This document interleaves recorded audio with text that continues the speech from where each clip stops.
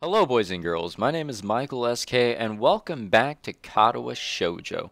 I don't really remember what happened in the last episode. I feel like I say this way too often, but I really don't remember.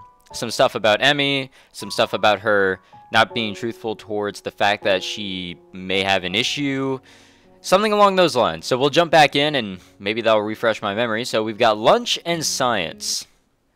Let's get into it. Class is uneventful, and after the final bell rings, I find myself alone with Muto again. So, it looks like we've all assembled for the second meeting of the science club. Or is it the first? What do you think? Should we count yesterday as a meeting? Well, we did form the club yesterday, didn't we? That seems like club business, so we can safely call yesterday a meeting. Muto smiles in his usual stilted and awkward way. I wonder if the muscles in his face are not just shaped correctly to let him smile naturally. You really do have a knack for this, I think. Logical thought processes, that is. I guess so? A scientist speaks with authority, Hisao. The answer is yes, I do. When the world wants to know how it works, we tell it. Even if all we've got is a decent hypothesis. But we must sound certain anyway, because we're the authorities on the subject, right? He chuckles. To go along with his awkward smile at his awkward joke, I'm doing my best not to grimace, but I don't think I'm being too successful. That's entirely false, of course. We know a lot, sure, but nobody's an expert on how the world works.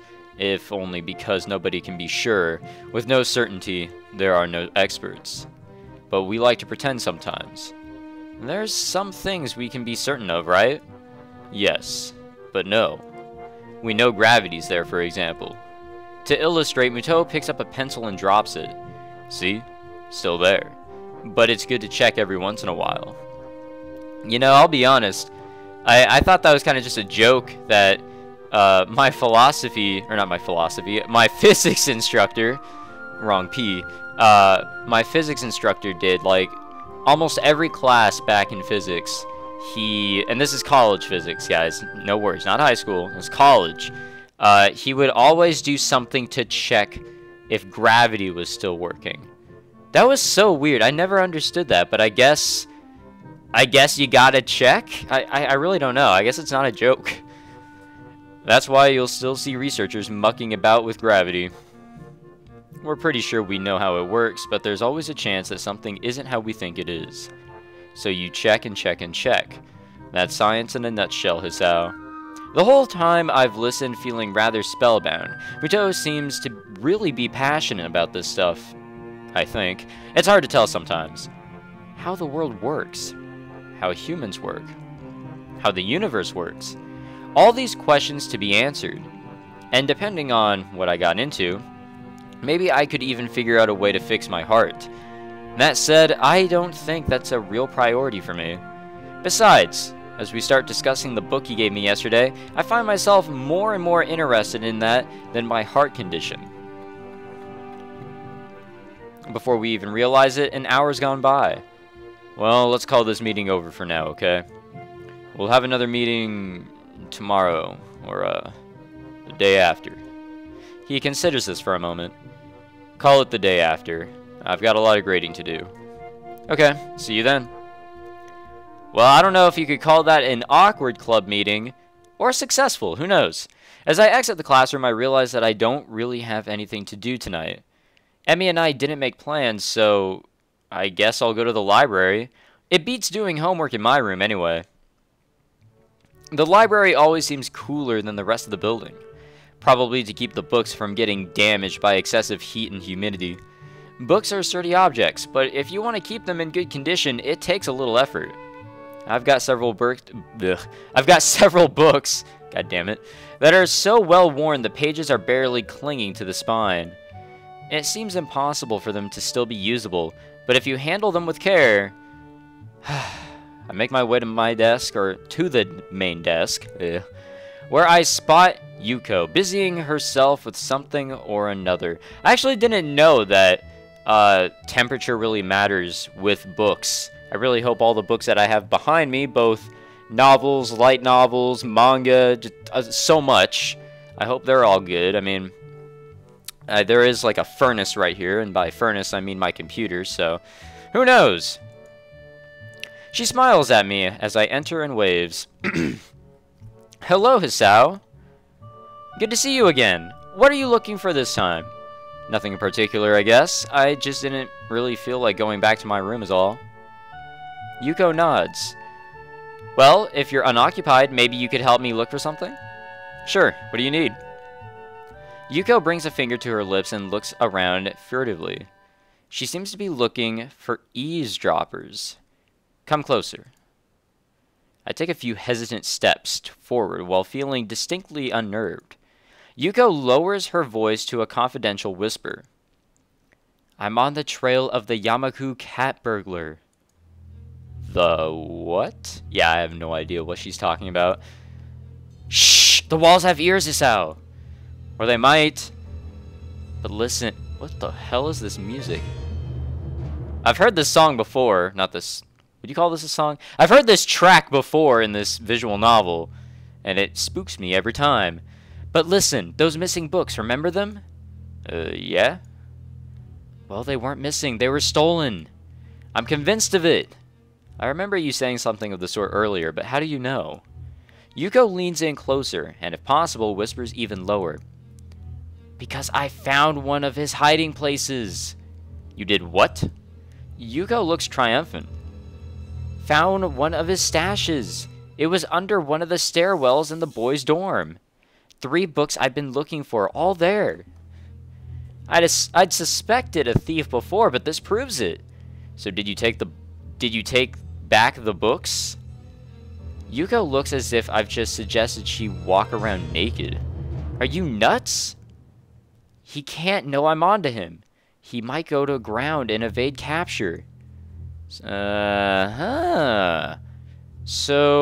what do you need my help with then? Yuko casts another glance around the library and leans in closer. You've got to spy for me. Spy? Yeah, like when you're in the dorms, you know? Keep an eye out for suspicious activity. What constitutes suspicious anyway? I mean, Kenji's a pretty suspicious dude, but I'll wager he barely goes to class, much less sneaks into the library to pilfer books. Still, what's the harm in saying yes? At the least, it'll get me out of this weird conversation. Yeah, I can do that. No problem. Yuko straightens up and claps excitedly. Great. Now hurry up and talk about something else in case someone comes in. How's the school treating you? Pretty well, actually. I've been running in the mornings with Emiya Ibarazaki, right? I still can't pronounce her name correctly. Yeah. How'd you know? I served you 2 in the tea house, remember? I deduced that if you were going to run with anyone, it would probably be her. She looks pleased with herself. Impressive. Anyway, yes, we've been running in the mornings. And, we kind of started dating. Yuko claps her hands together excitedly. Really, that's great. I'll bet you 2 are great together. I love seeing people find one another like that, you know? I even thought to myself, when you walked into this Shanghai that one time, I wonder if that kid will wind up with one of those girls. Really? Yuko doesn't seem to notice my somewhat weirded out tone and nods affirmatively. Yep, I could tell that you'd wind up with one of them, you know. I've got an eye for that sort of thing. Of course, her expression droops slightly. I'm not so good at it myself. I sort of figured she was the lonely type. Aw, I'm sure that's not true. Oh, it's true. I met this guy once. We got along really great, but it turned out he was younger than me. And that was kind of weird, but not terribly so. What was really weird was that he disappeared one day, and I've not seen him since then. Huh. That does seem kind of odd. Doesn't it? I hope it wasn't something I did. I feel compelled to reassure her. I'm sure it wasn't. Ooh. I intend to try and calm her down further, but the both of us jump in surprise at the ringing suddenly coming from my pocket. Wait, that's our ringtone? What the hell? Yuko sighs to steady herself as I pull the phone from my pocket. I feel a little sheepish for indirectly causing the incident. Ah, cool, we got a flip phone. Emmy? What's up? Oh, thank God, I haven't called your phone before, so I didn't know if this number would work or whether you would pick up, and I can't... Whoa there, Emmy. Slow down. What's wrong? There's a pause on the other side of the line, during which I can hear Emmy trying to control her breathing in order to calm down. Something's got her terribly agitated, and it's starting to agitate me! Can you stop by? Like now, or shortly after now? I really need to talk to you. Ooh. There's a tone of pleading in the last sentence that I don't think I've ever heard from her. I was going to include the word before, but whatever. You guys can see that, like, it's hard for me to structure these sentences vocally correct, I should say. I want them to sound very, natural, but that's when I accidentally throw in words. Of course, I'll be right there. Hold steady, okay? In my increasingly agitated state, I've apparently started saying things that don't quite make sense. Okay, I'll be okay. See you soon. I press the button to end the call before slipping the phone back into my pocket, apologize to Yuko for running off, and run off. Perhaps at some point I would have stopped to think about the time, or how suspicious it looks for a guy to enter the girls' dorm at this hour. Except right now I'm just concerned with getting to Emmy, and finding out what's wrong and how I can help her. I knock on the door and am greeted with a subdued "come in." We're back in her room. How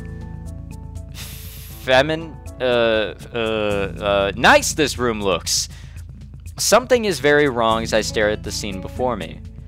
Emmy's there, yes, but she's in a wheelchair, and her legs are missing. I glance around the room and see them sitting in a corner, looking like they've been thrown there.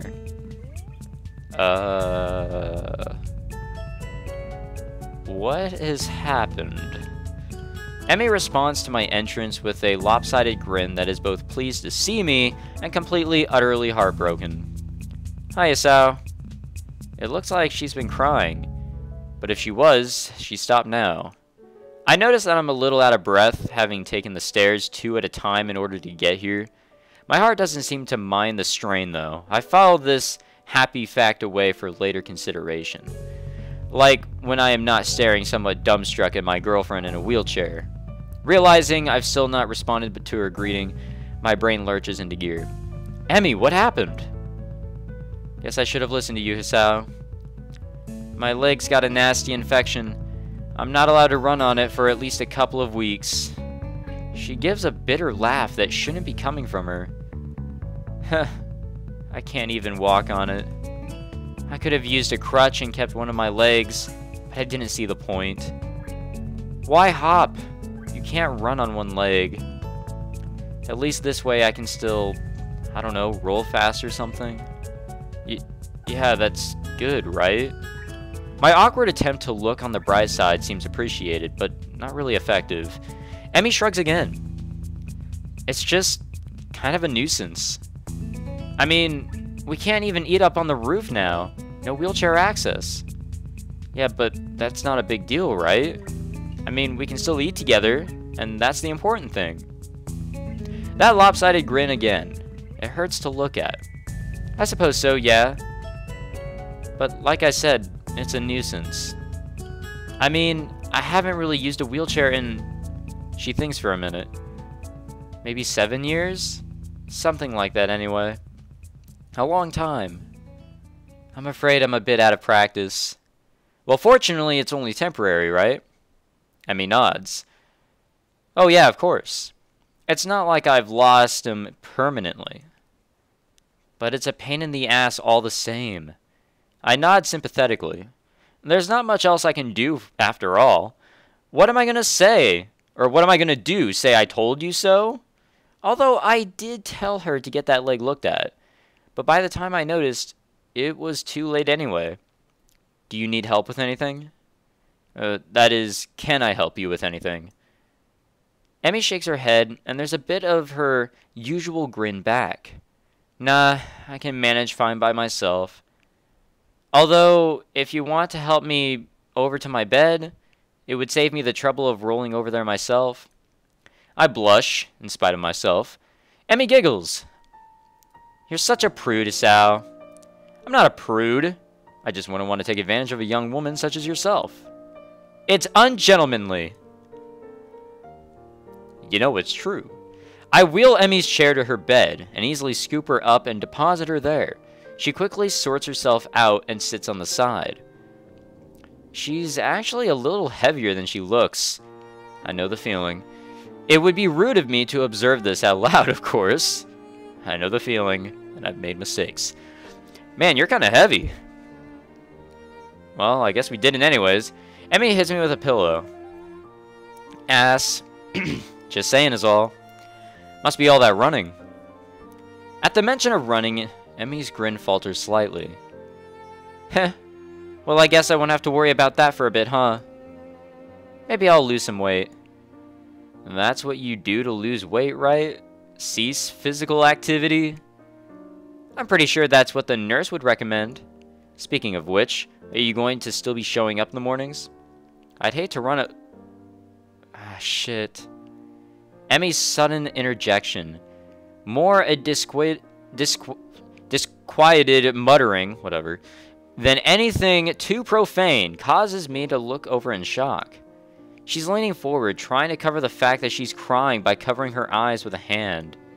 Of course, the subdued sobbing makes it pretty obvious that she's crying. Hey, I'm sorry. Forget I said anything, okay? I place a hand gingerly around her and pull her close. I can think of nothing else to say or do. How do you comfort someone who's just lost their legs again?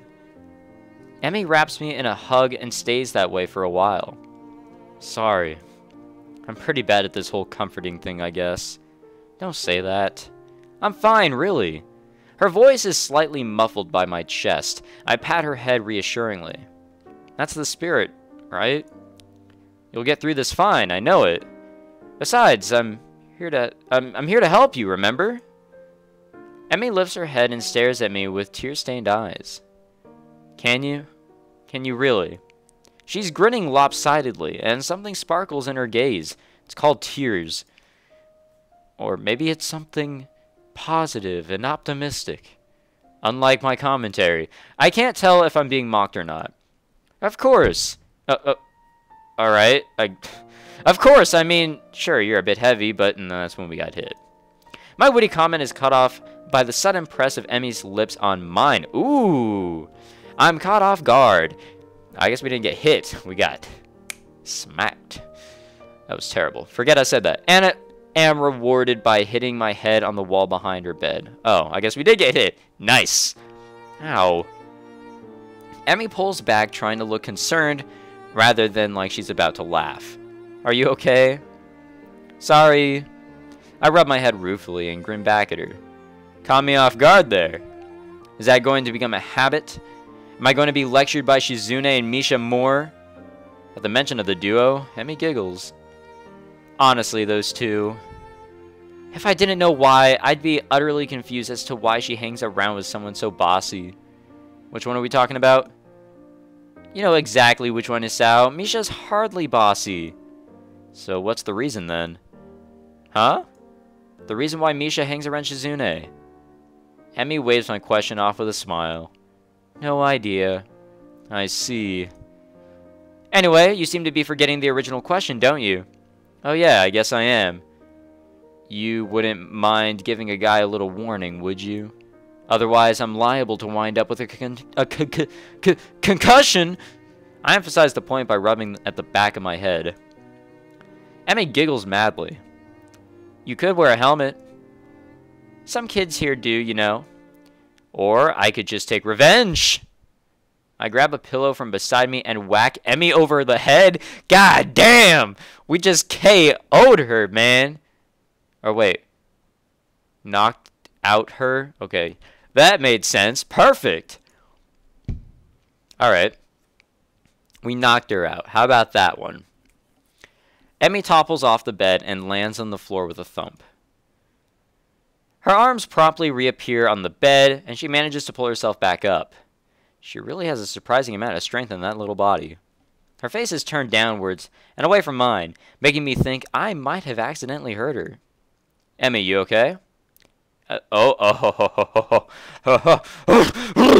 A hand shoots up and grabs my collar. She pulls me in with a sharp tug, her face now barely an inch away from mine as she grins cheekily. Emmy? Oh, she gives me a sharp headbutt, our foreheads making quite a loud thud. I sit back and rub my now sore head as Emmy smirks victoriously. How's that for revenge? No fair. You can't take revenge for revenge. For someone missing most of her legs, Emmy's surprisingly agile. I swipe at her, but she deftly rolls out of the way and lands a hit with her pillow. Of course, the odds are against her. I can't stand up for starters. Oof. Damn, dude. I think we just got hella pinned. Damn, dude. We did get hella pinned, I can tell. Yes, I can, after all. Emmy seems to have effectively tripped me up and is now sitting primely astride me as I lay on my back. I'm not even sure how she managed it. I win. Her eyes twinkle mischievously. I've been thoroughly defeated, and by a girl that's a fraction of my size at that. Then again, being defeated doesn't seem quite so bad. Emmy being positioned over my waist isn't something that I, or my body, can ignore easily. I open my lips to speak, but Emmy's head darts downwards before I can get so much as a word out. I give no resistance as she presses her mouth to mine, not that I'd want to. This is different somehow. She pulls back, nips at my lower hip, and... Wait, what? Oh, nips at my lower lip. Oh, okay, like a little bite, you know? Hehehe. That shit hurts. And it reinitiates the embrace. Her tongue Her tongue darts inside my mouth, exploring. I can feel a warmth spreading through my body as my heart begins to beat faster. My mind starts to go foggy, and I become vaguely aware of my hand traveling up Emmy's blouse. Are things gonna go down right here, ladies and gentlemen? Oh my god. Oh my god, dude. First it was WrestleMania, and now it's just straight up hentai. Hell yeah. Emmy gasps as I reach a breast. Then there's a giggle, and then... What's going on here? I stare up at a grinning Emmy. Told you, that makes my second win now. What? That doesn't count. You use feminine wills, whatever. All's fair in love and war, right? Ha! And you're even blushing. I didn't know you were a blusher, Hisao.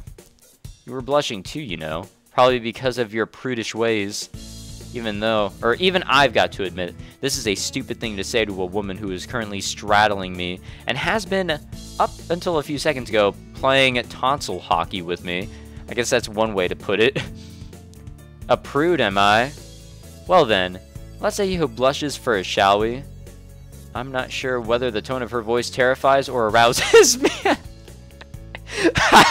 God damn it. But that question is quickly made... Wait. But that question is quickly made rather moot. Oh, okay. Wow, that occurred really fast. This game doesn't slow down for anything.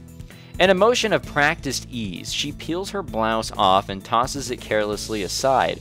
Her bra and skirt quickly follow it onto the floor. Alright, so just so you guys know, this is YouTube. I'm censoring shit. This game, I guess, is naturally like this. I didn't patch anything. I knew that there were 18 plus scenes because it even says, like, if you want to enable or disable it in the options. And by default, it's enabled. It's a part of the game. It's a part of the core story. So, I'll include it. It's just, I gotta censor what I gotta censor, you know? Ha! I fight the urge to blush. It's a rather hard task. Is that even possible? Escalation, is it? My own shirt follows suit, albeit with some difficulty thanks to my position. Emmy mock yawns. You'll have to try harder than... Aw, shit. Now, what the fuck? Now I have to cover the bottom portion. Damn it. Well, actually, I'm reading this out loud, so who gives a fuck? Ugh. My hand gently caresses Emmy's bare skin, causing her to shiver. It would seem that my hands are acting on their own again. If our position had let me, I'd probably have finished her undressing for her. I start to say something about how Emmy is starting to blush, but both of us are very rapidly reaching the edge of something very barely holding us back. Conversation grinds to a halt, and I feel my arms losing energy. Neither of us, however... Ooh, this is some soft shit. Neither of us, however, is prepared for this sudden new sensation. What the hell kind of face is that? An indescribable heat surges through me, coming from both myself and it seems Emmy as well. That's love, ladies and gentlemen. I wouldn't know. With one hand on my chest to steady herself and another holding mine to make sure that I can't have my way with her body again, she looks quite pleased with herself. And then, after a moment's hesitation, she moves. And she moves again. And again. As she moves, Emmy's breath hitches. My breathing is starting to come faster, and more raggedly, whatever, as well. Emmy's body shivers and shudders against mine, and I can feel her starting to lose her balance. It must be harder for her to keep steady because she's missing her legs. I steady her as best as I can, cupping my hands around her backside. It's firm and taut. Makes sense considering how much she runs. The potential power in those muscles makes them flex as she responds to my touch.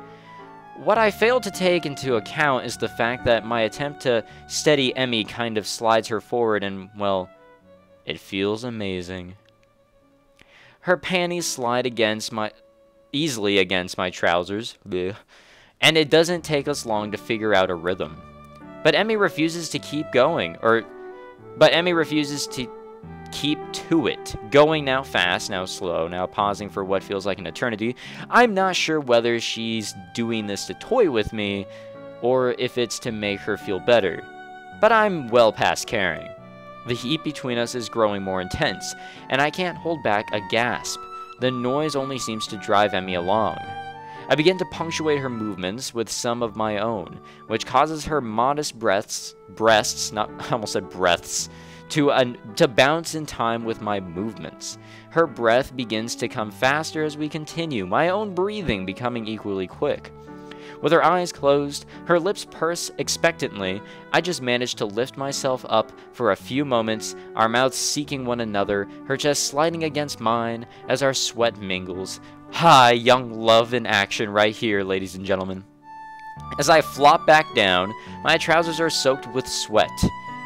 I'm sure that's what it is, and I would take them off if it didn't mean stopping what we're doing. And I don't want to stop what we're doing. Stop this growing pressure, this tickling in the back of my brain. Emmy is sliding faster and faster, panting heavily, her voice seemingly unable to convey what she's feeling. Her body, on the other hand, is doing just fine.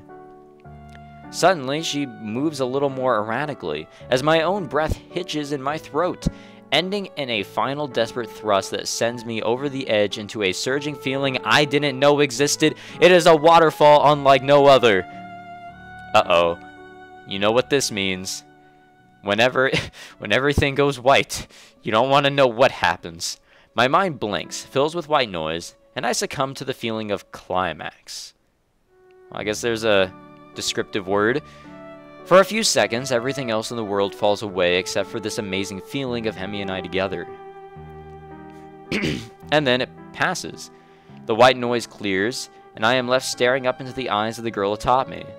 For a few minutes, neither of us speaks. The sound of our breathing fills the room, our chests heaving from the experience. She eventually, reluctantly, shifts off of me and sits against the wall. I join her. Damn, dude. I guess just don't put on the clothes. So, did I blush? I didn't notice. Did I? Emmy shrugs, still breathing a little heavily. Didn't notice either. Well, maybe we should...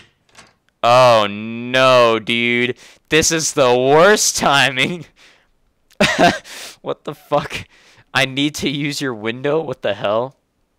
My first instinct is to hide, but then I realize that I am utterly exhausted and sitting next to a topless Emmy So there's no running away. Or there's no running anyway. God damn it. Rin's eyes pass over Emmy and me and focus on the window. There was a cloud. A cloud? Rin nods. I was watching it from my window, but it didn't stay in my window. So I need to use your window. Emmy shifts a little, causing me to cough in order to cover up a giggle of my own. How long do you need the window for? We're, busy. This time I can't contain my laughter. God damn, that face she's making. Rin ignores both Emmy and me and peers out the window. Her shoulders slump, and she looks disappointed. It changed into something else. Disappointing. Emmy is having trouble keeping a straight face.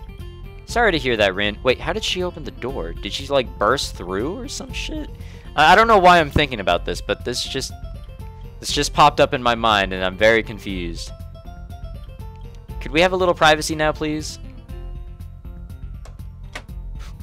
Well, alright. How did she close the door?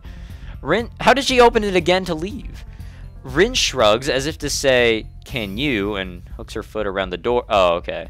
Pulling it closed behind her. That's how she closed it. I guess it was never left open. We both dissolve into raucous laughter, whatever, unable to deal with Rin's bizarrely timed visit any other way.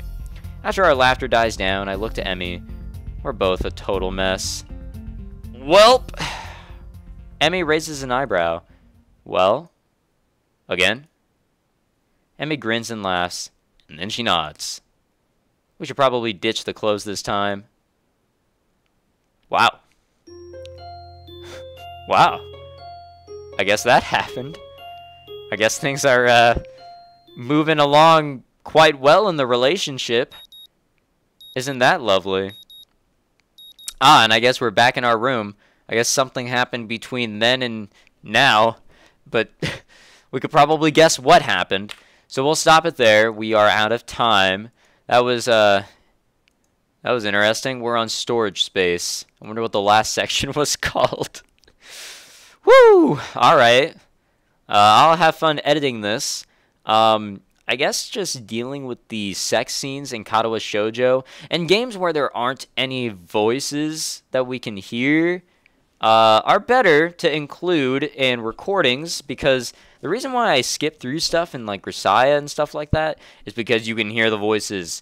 I don't want there to be like moaning and groaning and a lot of other shit in the video, because that shit could probably screw up the video being public on YouTube. I don't want any issues on YouTube. Not anymore. I've had my my share of issues. So I think all is pretty good. I won't leave out anything in terms of sex scenes unless things get quite graphic, but I don't really see that happening. This is a pretty chill visual novel in that respect, and overall. So thank you very much for watching. I hope you guys enjoyed this episode. Wink, wink. If you did, leave a like, and maybe a comment with a winky face, because you know. You know. And subscribe for more. I'm sure there's got to be more of these lovely scenes, and I'm sure the story is going to get a little interesting now that we know that Emmy is no longer in a, or that she is in a wheelchair. She doesn't have her prosthetics on for a while. That's got to be a little interesting. I'm sure she's going to be going through a lot of stuff. So, see what happens, man. All right. Thanks again for watching. Really appreciate it. See you guys next time. Take it easy.